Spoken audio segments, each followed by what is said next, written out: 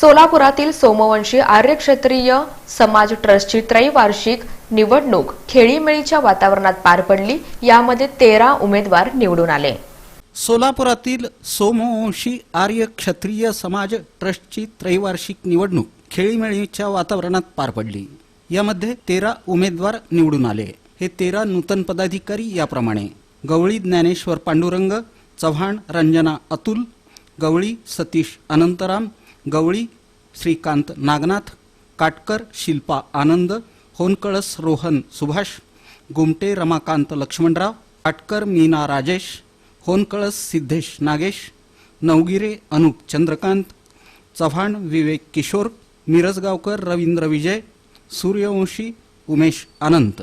या निवडणूक प्रक्रियेत निवडणूक निर्णय अधिकारी म्हणून श्रीकांत देवीदास गवळी यांनी, तसंच सहाय्यक निवडणूक अधिकारी म्हणून आनंद गोपाळ गायकवाड आणि सुरेश बाळकृष्ण डांगे यांनी विशेष सहकार्य केलं।